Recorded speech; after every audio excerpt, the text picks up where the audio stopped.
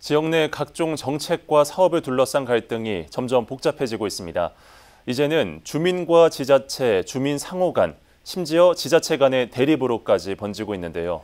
이해관계가 얽히고 설킨 현장에서 갈등을 어떻게 풀어가야 할지 해법을 모색하는 목소리도 커지고 있습니다. 김동엽 기자입니다. 피켓을 들고 주민들이 한자리에 모여 사업 추진 반대 구호를 외칩니다. 해상풍력단지 조성을 놓고 남의 어민들이 이들이 생존권이 위협받는다며 집회에 나선 겁니다. 이처럼 지역 발전 취지로 이뤄지고 있는 여러 사업 과정, 첨예한 이해관계로 갈등을 빚는 사례는 주변에서 쉽게 찾아볼 수 있습니다. 이는 공공사업과 기피시설에 그치지 않습니다. 대규모 민간 자본이 투입되는 선호시설을 놓고도 업체와 주민 혹은 주민과 주민 간 갈등이 표면화되기도 합니다. 당사자 간 자율적 조정으로 합의에 이르는 것이 이상적이지만 보상 등을 놓고 갈등이 오히려 증폭되는 경우도 있습니다. 갈등이 장기화될 경우 금전적 피해를 넘어 지역 공동체의 결속까지 흔들릴 수 있다는 우려가 나옵니다. 경남도를 비롯해 여러 지자체가 갈등 요인의 선제적 진단을 위해 나서고 있는 배경입니다.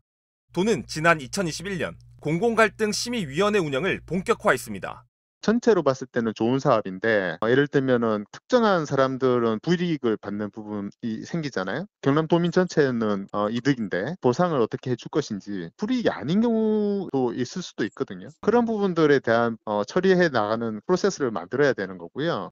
지역 내 기초 지자체들도 속속 관련 조례 제정 등 법적 마련 근거에 나서기도 했습니다.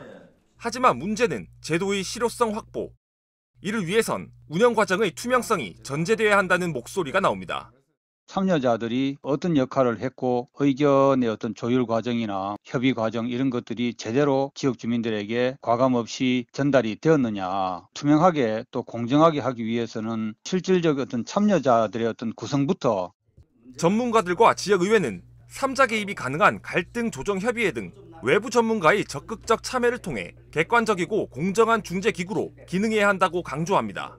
갈등 조정, 법률, 협상 분야의 외부 전문가를 적극 참여시켜 협의회를 실질적인 중재 기구로 활용한다면 주민과 사업자, 행정 간의 갈등을 공정하고 객관적으로 조정하여 단순히 법 적용만으로 해결될 수 없는 지역 내 갈등이 많아지는 상황. 전문적이고 공정한 중재, 그리고 신속한 해결을 위해서 기존 제도의 실효성을 강화하고 투명성을 제고하는 작업을 서둘러야 할 것으로 보입니다. SCS 김동엽입니다.